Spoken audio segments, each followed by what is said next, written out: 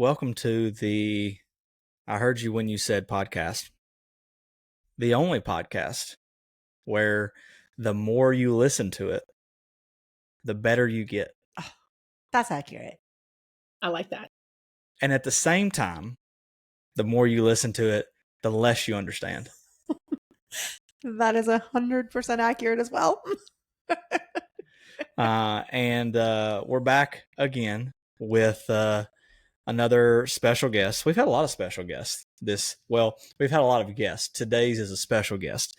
And in the last, 4 recordings? Sure. We've had some great conversations.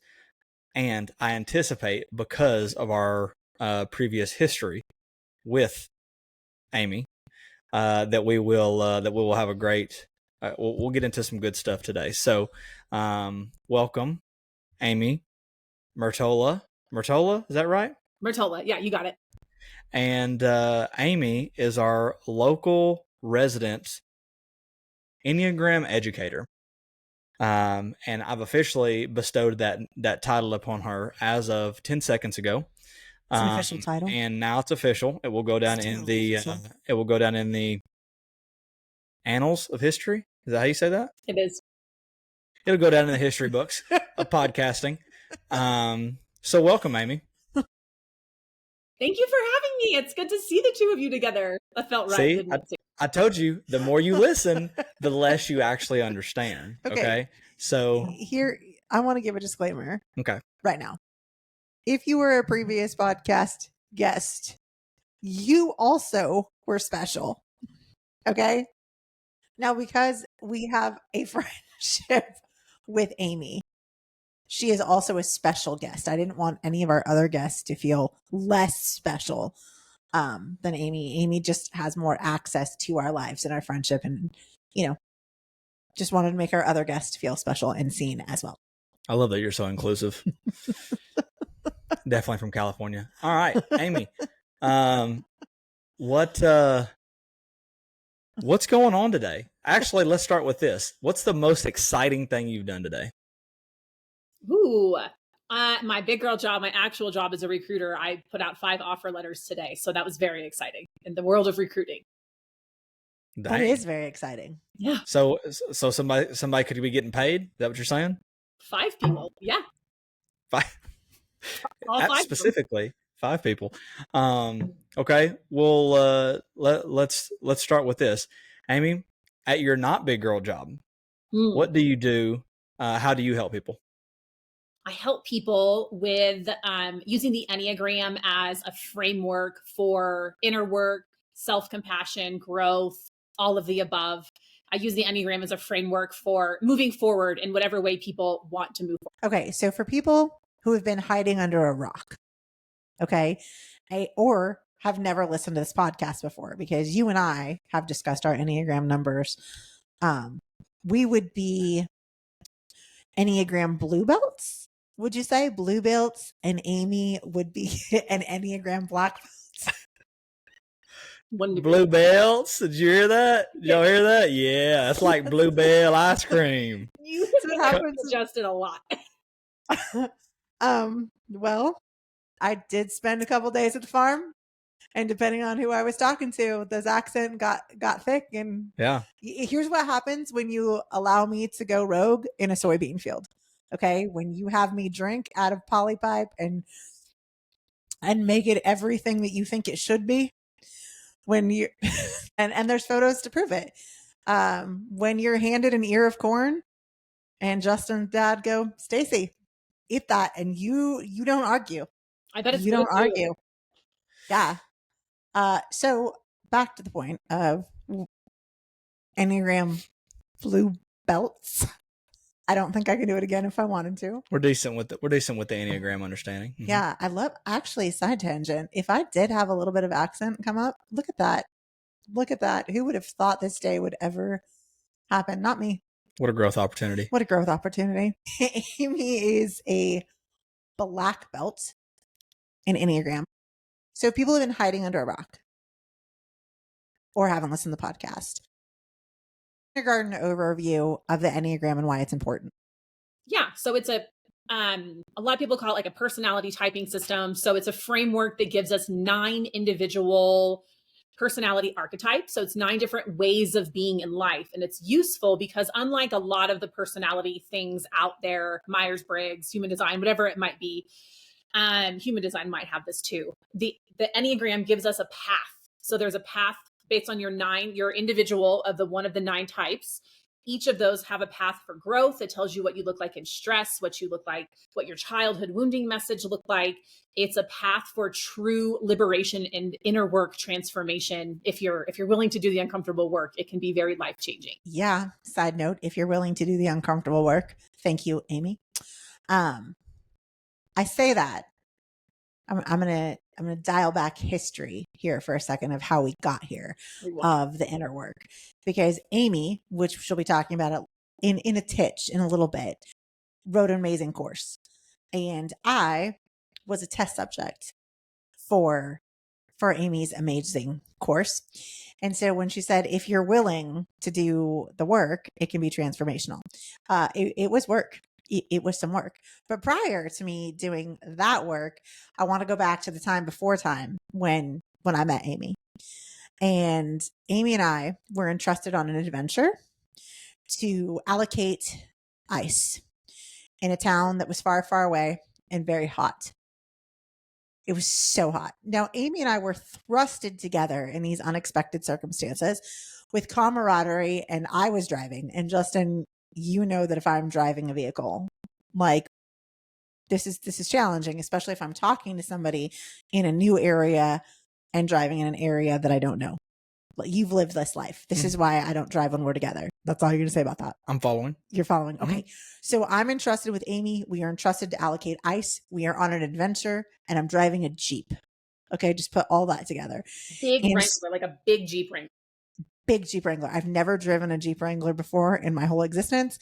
And you know that I needed to stop for an ice shake and espresso, because it doesn't matter what adventure I'm on, there needs to be an ice shake and espresso. So we go to order at the window at the little drive-through kiosk, and I can't roll the window down because all cars have window downy things on the door. Buttons. They're normally on the door. Window downy things. But alas, in this Jeep, they were not on the door. They were on the door. Conditioning, which felt like a mistake. And there was no instructions. And so Amy and I are in the car, and I'm like, I open the door to order, but then we're like, what the hell do we do when they want to hand us our drink? There is a photo of this somewhere on the internet. And that was the beginning of beginnings. Time passes, and Amy becomes a client of mine. And that's really where I want to pick up the story before we get into talking about the great work of the Enneagram and the course. Because what Amy did in her life in the last 2 years started when we first met, that this course that you wrote was just an idea, and you lived somewhere else. Your life looked different. Bring us up to speed on what that looked like, the work that we did together, not in like, this is not a Stacey accolade party. That's not what I'm looking for. Cause that will make me feel awkward and cry, and we're not doing that on the internet, and that's weird. Just don't do that. Still struggle to receive compliments. Put that on an Enneagram list. And so talk about how that changed you and prepared you to write the course to sit where you are right now and bring this gift to everybody else. Yeah. So it was 2022, I think, right? Maybe 2023.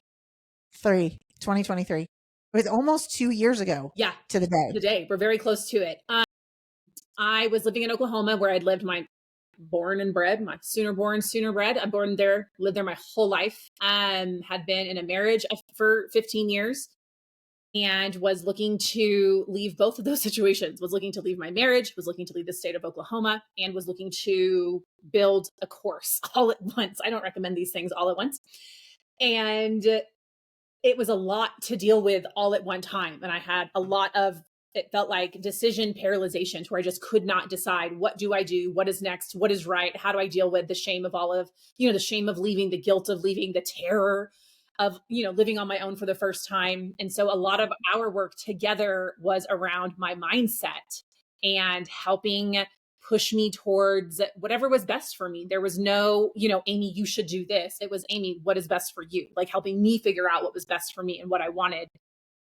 And one of the things that you had said to me is still one of the most powerful things that sticks with me to this day. And this was over 2 years ago, but you had said to me when I was trying to figure out leaving Oklahoma to a certain place I was looking at in Colorado that ended up not happening.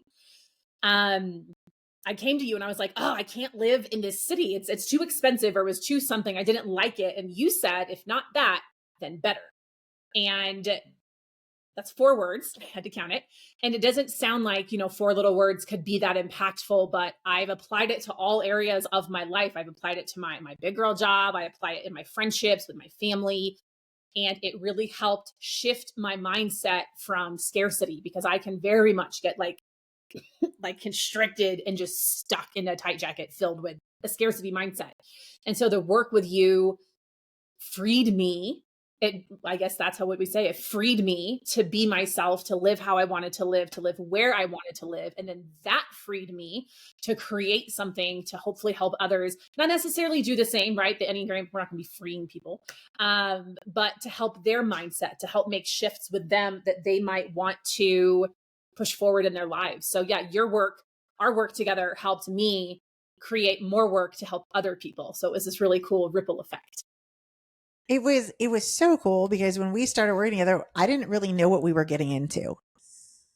And so you had shared with me like what was going on in your life, and I'm like, cool.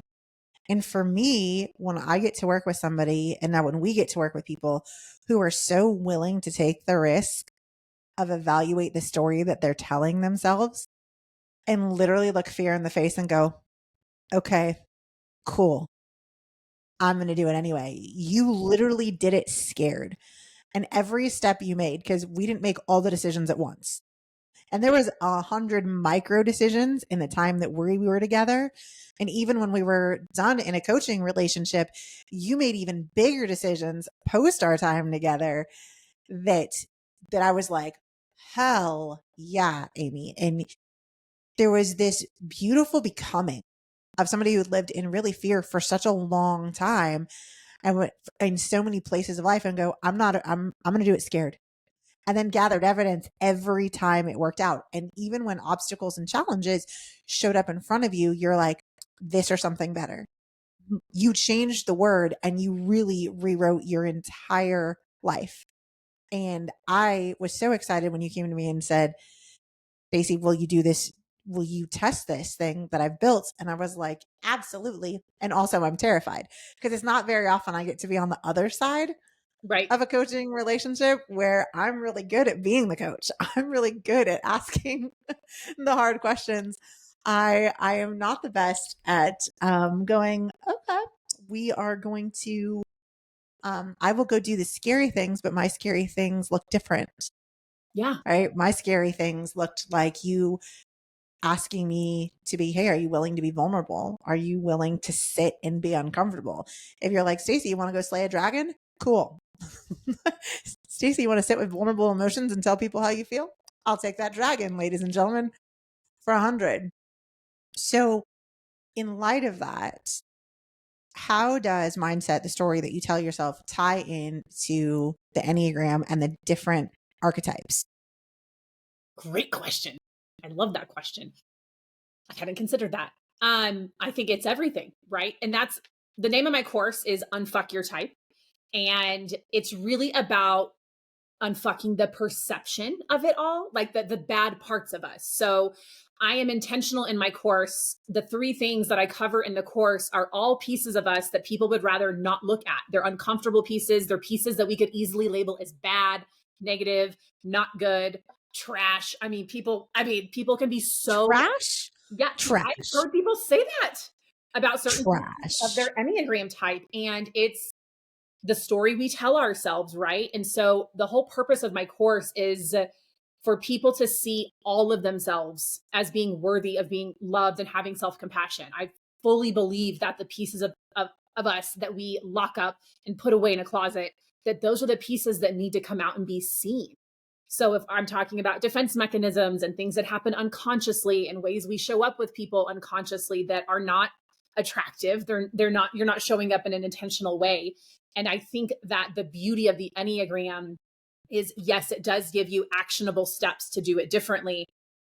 But while you're doing that, and maybe even before you do that, you're going to think about it differently. And by it, I mean you, right? You're going to say, oh, I'm a type 2 when I just, and I did this, I just put my car in park at a red light and went out and banged on someone's window and cussed them out at a stop sign or a stoplight. Did you do that today? No, not today, but I have done that. Have done that. I'm like, that didn't make the most exciting thing you've done today? Justin's like, I asked. No, that has happened in my life more than once.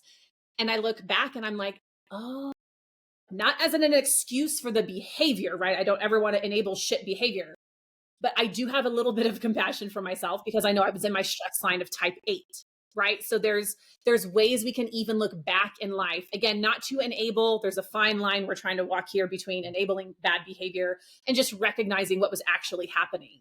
So moving forward, I can ask myself, what do I need instead of getting out of my car and banging on someone's window? I needed something. Whatever it was. I needed him to not be an asshole. That's what I needed. Amy, as you tell that story, as the 8 sits over here, I was crossing Las Vegas Boulevard. We could just leave it at that. With my entire family, and the cars were not stopping. Ugh. And I'm like, oh, hell no. So what do?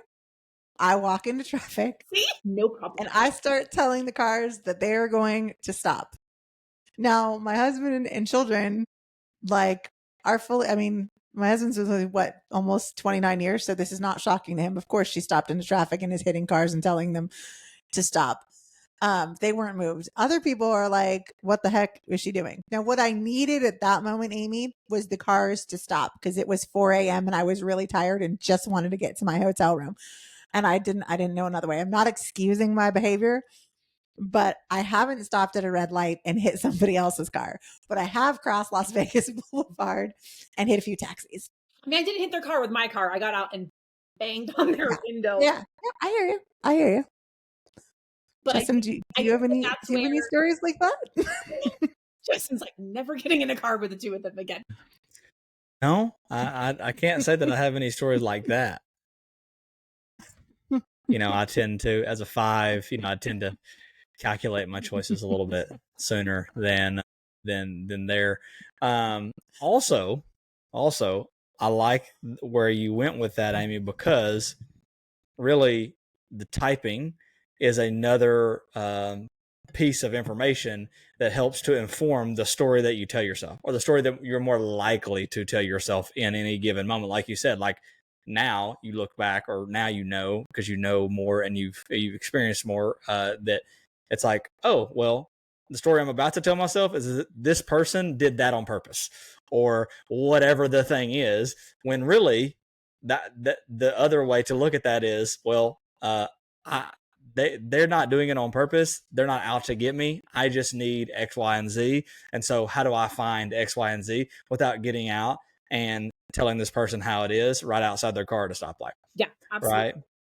Yes. Okay, so coming back to the archetypes, do you see that some archetypes are more willing to adapt or shift their story to be more introspective of, hey, this is what I look like in growth, and here's what I look like in stress, more than others? Are there types that are more flexible and more growth aligned than others? I think it's going to be their level of the capacity at which they're willing to sit with the discomfort. So there are some types that are going to kind of be in the middle, like, I'm good with that. It's fine either way. Sometimes they're going to be very avoidant towards it. Others are going to be all in. Nines tend to be very disconnected from themselves, and can be disconnected from themselves. And because of that, are very curious to know more and learn about themselves. 5s by nature want all the information. Just give it to me, right? So there are types that are really interested in it. I would say with my course, not my course, the Enneagram in general, I think that type 7s, like their core fear is sitting in discomfort and pain and being trapped. So it makes a lot of sense that 7s might not be as into this kind of work. It doesn't mean that there's not depth. It doesn't mean that they're not wildly intelligent. But I think that that is one type that I laughed when I was building the course with Jennifer, and I said, I don't know if a type 7 is going to buy this. It goes against their core, the whole course, the entire thing goes against them. And so inner work like that can be incredibly challenging for 7s. I would say 5s can probably get exhausted by it. Truly, it can be so much internal, I almost said strain, but discomfort that 5s maybe could get a little bothered by it a little bit. Or I'm sorry, exhausted, not bothered, but exhausted by it. But I think it really just depends on where someone falls within the desire to grow. I have friends who are 7s who want to grow and do this work. It's just going to probably take them a little longer because they're not going to want to sit with that for very long amounts of times. I always tell 7s, I'm like, break it up into 10-minute chunks if you need to, really small digestible chunks. So there's always a way to do it. Amy, when you describe this to people, how do you keep, I'm not saying like, not like you're responsible for keeping people interpretation one way or the other, but do you ever have people who you find they ascribe their entire life and their entire existence to like, oh, it makes so much sense because I'm a blank, I'm a 4, I'm a 5, I'm a what, like they excuse everything because of the fact that they're a XYZ. So of course I like they allow it to inform, they don't allow it to just inform and make better decisions based off some tendencies, right? Some biases. They allow it to become their entire identity. Yes. I thought you meant were people going to compare it to another personality system? Yes. So the whole purpose of the Enneagram is to help us get out of a box, right? I'm a 2, Stacey's an 8, you're a 5. Our biggest work is to not look like our types. That's it. The people that are the most evolved in the Enneagram, you would never know their type when you first meet them because they've done so much work to loosen that. So I think you're gonna have to edit this, Justin. I forgot what you fucking asked me. I was like, shit. What do you say? Wait, hold on. What was it? Do they ascribe it to their whole personality type? Do they make this their identity? Okay, got it. Sorry. You're gonna have to delete that. So yes. So it's meant to get us out of a box to where we don't look like our actual type. But a lot of people, to your point, will use it as an excuse to kind of keep themselves in the box. Well, I'm bossy. I'm a type 8. Get over it. Well, of course I know more than you. I'm a type 5, right? No one is nicer or kinder or sweeter than me. I'm a 2. No one is deeper or more unique or authentic than me. I'm a 4. Like this weird, yes, people do it with the zodiac too, right? They'll be like, oh, I'm a Cancer. I'm so this or this. And it's not meant to be used that way. It's definitely not meant to be used as an excuse for poor behavior because that's all it would be at that point, is just an excuse. Yeah, I find that funny that you ascribe it or you compare it to zodiac signs because it's like, to me, people take that stuff so literally, and then be like, it's giving major Scorpio vibe. It's Scorpio season, or it's Leo time. I'm like, you sound like you're on a football team right now. I'm not really sure what that means to me, but right now to me it feels like it's 85 degrees and it's Wednesday, right? So whatever that means. But I always found that curious because when I learned it, which firsthand was actually through my mom because she was learning about it at the time. So she was passing some of that information down to me. Secondhand was actually through you, like being exposed to your content and the work that you do. And so I found myself asking that exact question, going like, well, if this is how I'm supposed to act, then if I act different than this, then what does that mean, right? And so you're flipping that entire thing on its head, going, actually, the whole point is to not act that way or go outside of the bounds of whatever you tend to do. That's what I'm understanding. Yeah, our goal is to loosen our type structure. So it tends to have this grip on us, right? I can be really stuck in people pleasing. I can be really stuck in giving to get. Right. Stacey can be stuck in being very big and very strong. Stacey can walk in front of cars in the middle of Las Vegas. Okay. It was 4 years ago. I've had I had purple hair then. I've had a lot of growth opportunities since then. Can you tell her why we don't get tornadoes in our neighborhood? because they're afraid of me. Love that. Who decided that, Justin or you? I decided this. I decided that I influence the atmosphere around me, so we won't have tornadoes because I create the energy around me, and tornadoes don't want a piece of this. Stacey is so strong and protective that even tornadoes can't touch her. Okay, I also believe this are great white sharks. You know, I've watched enough on TikTok about where you touch a shark on its nose to believe that I can make a shark tonic. Have I ever tried it? No, but I believe that I could, given the opportunity. But to that point, the where it helped me, where it has helped me to the degree that I've gotten into it on a very surface level, like Stacey said, I wouldn't even consider myself a blue belt so much as a maybe 2-stripe white belt. 2-stripe white belt. To in this understanding, in this work, to go like, oh, this is your way of avoiding something. Like I find it in like the things that pop up of me avoiding a decision is like, oh, you need to go learn everything because this is actually your learning is your way of procrastinating. It feels like you're doing something, but you're not actually doing anything. You're just giving yourself more dopamine. Like it's fun for you to go and learn stuff. So like learning is good because the more you learn, the better you do. And it's not necessarily that way. So that's the way it's helped me, the most off the top of my head. That's one of the actually one of the really great things about a 5 and an 8 dynamic pairing is because 8 is 5's growth type. So growth for 5s looks like doing something with the knowledge, like taking all of that knowledge you've acquired and all of that information that's somehow in your brain and putting it to work, doing something with it. So that's where that line to 8 comes in with 5s is you guys spend so much time and energy and resources collecting all this data. And it's like, okay, well, now it's time to do something with it. And you guys have, right? You've built an entire business out of it. We did some stuff with it. Well, we came up on an Instagram post the other day. I sent it to Stacey, and this guy goes around interviewing, high net worth individuals. And he was like, what's one thing that you would offer to people? And he was like, hire your weaknesses. And so that's essentially what we have done. I mean, obviously we did it together. But where, my, like you said, weakness or rather not is taking lots of action, Stacey's is organization, right? Like, I don't know if that's what a growth looks like for an 8, but well, if I'm not wrong, it's 2. Growth for 8 is 2. Am I accurate, Amy? So it looks more tender. It looks more, it's softer. It's the things that I'm working on. But I agree. And I agree.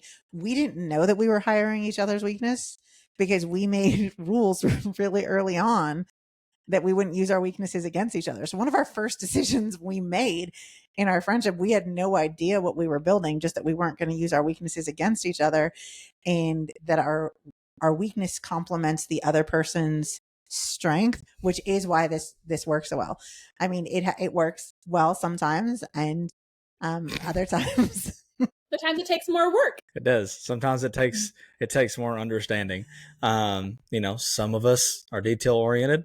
Some of us are less detail oriented. And people raw dog the spreadsheets. You never know. Some of us raw dog spreadsheets. Some of us are more guarded than the other one. It's okay. Anywho, I actually have a question for you, Stacey. So going back to you being a test subject for Amy's course, is what did you find to be the most challenging part about the work that she asked you to do? I mean, you can get into the specifics, but you don't have to. The most challenging part was how honest it was. That I can detach from, I can deny a lot of reality of how hard something is. And so her course was so honest and so supportive. It removed any defense mechanisms I tried to throw up to not do the work. And so it was twofold, because I got to sit in the real uncomfortable and not power through it. And typically when I'm faced with something uncomfortable, I will power through it. And it is, over the last 2 years, a slow unraveling, if that's going to be the best way to say that, of laying down defense mechanisms and not having to be the strongest one in the room. And I'd definitely say in the last year, I've seen that much growth. But the thing that was the most challenging and the most beautiful was the honesty and support of it, that it created a really good space of safety to take the next action, which I was super surprised by. Because I mean, you both know that I'm not going to do anything I don't want to do. And especially if you tell me to do it without a good reason. So I had enough trust in Amy to go, okay, she asked this of me. I don't understand. I'm going to tolerate the uncomfortable. And I did it. I did every piece that she asked. The other hardest part was, can I share the piece of asking the questions, or is that a secret in the course? Is that this was the second piece, was not asking the questions. She had me ask people that I really cared about how I've hurt them, and then wait for the answer. And the assignment was to say nothing back. Which is hard for you. To say nothing back? Uh-huh. Mm-hmm. That's hard for anyone. That would be hard for anyone. Mm-hmm. To say nothing back. And the intent was, could I receive somebody's perspective that was different than mine? That just because I have an opinion or I have a perspective, that doesn't make me the most right. There is a different lens to see something through. And typically, I'm not going to hurt anybody on purpose unless you're trying to cross Las Vegas Boulevard or coming after my friends or my children or like things like that. That where my strength and bigness unintentionally hurts people. So I asked you, and I asked all of my kids, and I asked my husband, and was like, okay, I'm going to prepare for these answers. And thankfully, not everybody gave them to me at the same time. That would have been overwhelming. And yeah, did that answer your question? You would have called in sick that day. I will tell you, even hearing your answer, I was like, okay. Like I kept going, like, I don't know that you would have known. Well, you're not supposed to answer. I know, right? well, I wasn't going to know, but I ruminated. I meandered.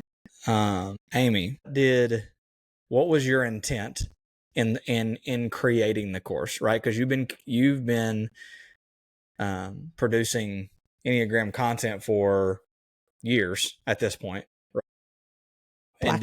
and didn't have the whatever it was, like you didn't have the idea or the confidence or the the leeway or the space to create the course prior to now. So what was it that put you in the space? I mean, obviously you talked about the work you did with Stacy, and that was the stepping stones, right? That was the beginning of Amy going like, oh my goodness, there's a lot out there that I have been wanting to do, and reasons X, Y, and Z that I haven't done it. So what was the impetus or the spark for the creation of the course? And then how did you decide what to do? Like, how did you navigate it along the way? Yeah. I've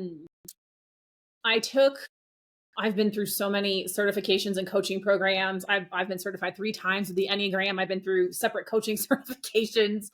I went through a coaching certification in 2021, and there was this piece of it's not new. They didn't create it. It's called the Wheel of Life. Stacy will know what it is. And when I saw what the Wheel of Life was, it's just a pie, like a pie chart. And it's got life broken up into 6 categories. And I took that, kind of shifted it made it into my own. And I thought, this is meant to be laid over the Enneagram. It's meant to be intersected with it. So we've got, I don't know what the 6 categories are. It's like partnership and love, family, work, friendships, health, something else. And I thought, wow, if I could take that, lay it over the Enneagram, then I could help people not just see where their type is showing up in life, but where other parts of their types are showing up. Mm-hmm. The reason I did it was because I knew I wanted to create something. To your point, Justin, I've been making content forever. And I had struggled with my relationship with money, like taking money from people, receiving money from people. For me, still feels a little hard, but used to feel impossible. And it felt wrong, if I'm honest. And so I had to work through that, and I did. But I just kept hearing from people, okay, but now what do I do with that information, right? On Instagram, I do a post and they would say, okay, but what do I do about that? Or I've listened to the podcast, I've read the books. So I wanted to do something that took it beyond just knowledge. And I wanted to add the actionable steps into that. And when I started to create it, I had a friend who is a biology professor, and she helped me understand and taught me how to build curriculum, which was a massive undertaking. Didn't know what I was doing, got very in over my head, very overwhelmed. And then my friend Jennifer Whitman volunteered. Shout out Jennifer Whitman. We love Jennifer Whitman. Came on and joined me as a technical writer to help keep my ass in check and keep me going. It's a massive undertaking. 2 years. It could have taken me a little bit less time, maybe, with all this stuff in life, but it took as long as it needed to. And I couldn't have done it without her. Like, I just couldn't have done it without some support and help, which for me was a big growth edge, right? I'm someone who doesn't like to take help. I can pride myself in doing things on my own. And so just having that level of support helped me on a personal level, on my inner work, and then on the actual work of building the course itself. That's cool. I was curious because we've, in our initial beginnings of our company, had a course that was live, like an interactive course. It was not something like yours that you purchase in self-paced, right? Yeah. And so we kicked around the idea of even working with Jen, developing more of a self-paced course based on that content. Now we have, which we were still talking about, things that we're still talking about today. We just have a better and more simplified understanding of them. And that's the thing that we take very seriously, is the mindset side. Whereas before we were sharing mindset and health in like this interconnected offer. And now we are specifically mindset focused. And so I was curious as to how your journey came about with the development of it, because you had something that you wanted to bring to people, or in your case, it was people kept asking me, like, I love your descriptions and like your graphics or whatever it is. And now what do I do? Right. And so understanding where things come from. This is actually a concept that I was talking about earlier today on a podcast we were a guest on. Understanding things and actually doing something with the things is what I call the silos of healing, right? People like go out and they find pieces of themselves, like therapy teaches them something and breath work teaches them something and yoga teaches them something. And, like, EMDR or, psychedelics and all this other kind of stuff. And you can do the same thing with every personality test or every type of thing that helps you understand a little bit more of who you are. But being able to do something with that on a regular basis, like something that would prevent you from going and beating somebody's car at a stoplight, is more difficult and challenging, and it's a practice, right? And so it makes perfect sense that you would develop something that people could come back to and use as a resource to develop their own practice. I want to add on that. And then I want Amy to share how people grab it. Bought online courses before. Me too. I don't know that I've ever finished one. Okay. Too. I bought a bunch of them. A ton. I'm going to do you finish all the ones you buy? See, I have a different relationship with online courses, as in I'm going to take what I need and then I'm going to skedaddle. Unless it's something that I feel needs to be presented as like I completed this thing. But for me, I don't have guilt about not completing something. It's more of like, what do I need out of this? And the rest of it was just a tuition So payment. efficient. So How do you efficient. know what you don't need, though? I take what I need in the moment. And then if I need to come back to it, I'll come back to it. I mean, unless it's like a time-based thing, like you only have this for 6 months, then I'll complete it. But see, this is why he isn't organized, because he has a whole system that he knows that should he need it at a later time, he knows exactly where to find it. I do not. So I'm going to batch learn all of the things because I know I won't be able to find it later. Yours I have saved, by the way. I know exactly where it is. So I say that because I bought a lot of them thinking they were going to be helpful, right? Yeah. Because in a lot of ways, we have the exact same ideal client. They've got a story and they're stuck in their way. And so here's what I love about the course that you made. It's timeless. It's actually a resource to go back to over and over and over again. And here's why I say that. The wheel of life. Because never have I ever seen how my biases, and that's how I'm going to refer to them, like the ways that I prefer to show up versus the ways I do not prefer to show up currently, show up in different areas of my life. And that wheel gave me a perspective of, oh, it is really easy for you to show up here like this, tender and gentle. Like with my kids, I'm going to be an unhealthy two on the best day. That's how I got here. Like I'm going to please everybody and pour myself out and do all of those things. But when it comes to the protector side, that shows up in business, that shows up in relationships, that shows up in other places, in friendships where I'm not going to be, previously wasn't vulnerable. And so to have a picture of, hey, it's not all or nothing. There's the spectrum, so to speak, of where you show up a little bit more like this here, and have that awareness changes based on what stress or growth shows up. And so really, like, this course you've made is living and breathing as the student evolves, the course evolves. Because I'm sure the next time I look at it, I'm going to look at it with completely different eyes, because I will be a different version of myself when I look at it again and have more awareness to, oh, still struggling there. Cool. So I share that because I've never been really impressed with an online course, and you did such a phenomenal job. And I'm not just saying that because I love you, because I don't give compliments just for the I'm not going to give a compliment unless you earned it. And that I believe it's pivotal. So tell people how to buy it and where they can find you and how we support you in that. Okay. Thank you for that. Thank you for saying the piece about it being a resource to come back to. That was my whole goal. Was I didn't want it to be a one and done, even though it is self-paced. I wanted it to be self-paced, and I wanted people to be able to come back to it throughout their life if they wanted. 20 years, you could come back and look at this and reference it.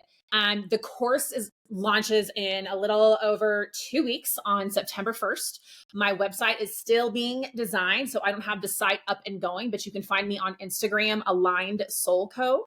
And it's all just smushed together in one word. Yeah, that's where everything is as of right now. I have a freebie out there that it's the only link in my bio right now that you can download and get a couple of freebies. I'm a 2, so there's 2 freebies, of course. One is something I created years ago that has nothing to do with the course. It's just really awesome Enneagram work where we use our stress line for growth. And then I think a couple days later, you get another freebie with the Wheel of Life that is a little sneak peek into the course and some journaling questions that give you an idea of what it is, because you have to be into introspection and some form of journaling, probably. I ask a lot of journaling, and people can journal how they want. Pen to paper, there's science behind the pen to paper journaling. Electronically, I do it electronically. Some people might just do voice notes. Some people might not even record it. They might just, think about it and go on. But there is a lot of introspection with it. But September 1st is the day that it will finally come into the world. Who is the course for? And let me be more specific. Who's the course for in their level of Enneagram education? So can this be a like this is their first time, they don't even know how to spell Enneagram? They were under a rock and haven't listened to the podcast level. Right. Or do they need prior knowledge? Yeah. So, and I will thank you for asking that. It'll be marketed this way on my website and in all my marketing material. It's not for newbies. So if you don't know your type, to Justin's point, if you don't even know what the Enneagram is, this is not for you yet. It can be in the future. Just yesterday, I thought I need to build something for the in-between, right? For someone who is a newbie. So that'll come next. But it's for someone who has probably read all the books, listened to all the podcasts, you follow all the content creators, you have a board saved on Pinterest, and you're just thinking, what do I do with all of this? Like, what the hell do I actually do? It's for those people. You know your type, you're solid in your type.